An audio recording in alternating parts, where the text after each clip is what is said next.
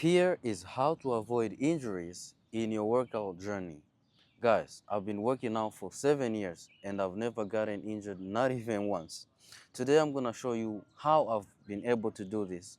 And I've been following these 7 rules. Number one is phasing your workouts.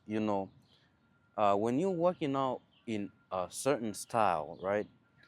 For a very long period of time, let's say you somebody who is used to lifting heavy weights every time.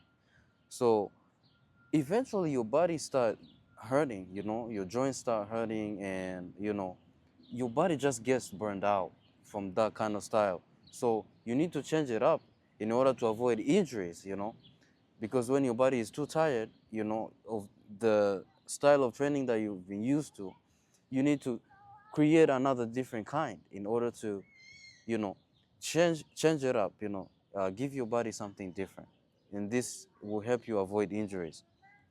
Also, phasing your workouts, it helps, for you to, for the workouts to keep being fun, for you to not get tired of working out.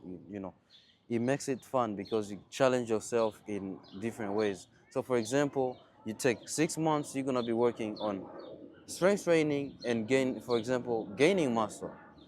The next one, you're gonna cut down on gaining muscle and also focus on maybe stability, flexibility, just to keep it fun and entertaining, and this way you don't give up.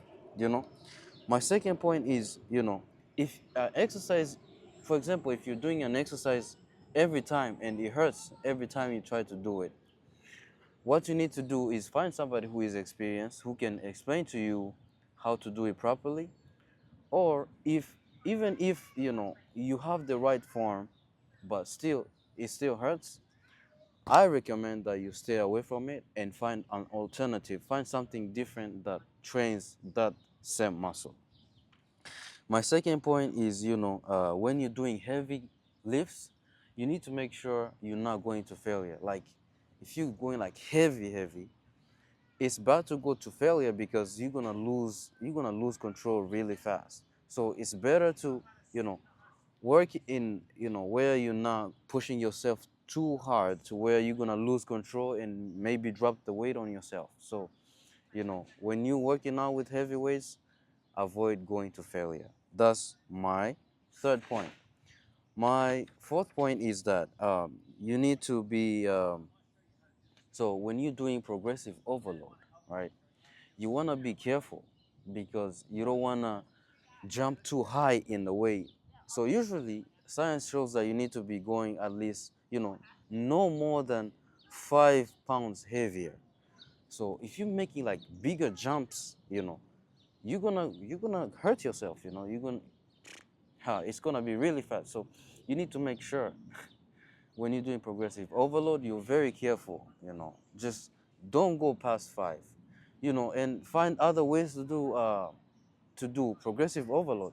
There's many ways you can slow down the tempo of your reps. You can go deeper on a squat, for example. You can, you know take down the weight and focus on range of motion. There's many ways to progressive overload. It's not only about adding weight. So my fifth point is, warming up before you work out and cooling down when you finish working out. Warming up, removes tightness in our muscles before we work out, so we can perform better. And cooling down, it helps us, cooling down and stretching will help you, improve your flexibility and mobility. This way you move better.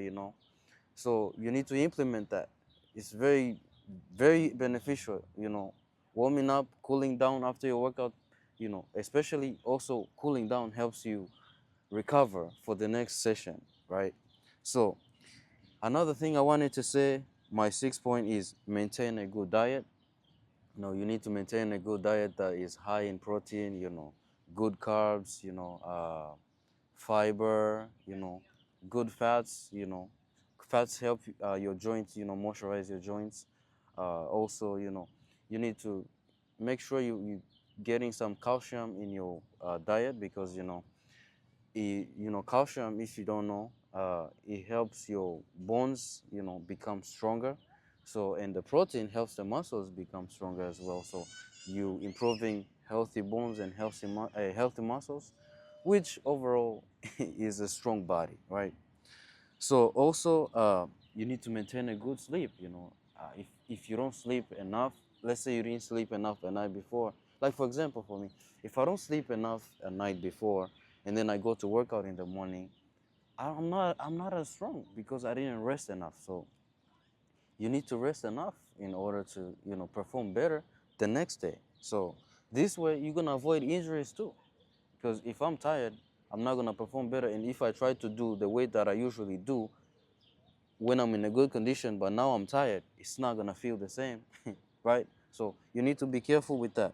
And these are what I've been following in these 7 years that I've been working out, and it's been working very well. I've never gotten hurt in the gym.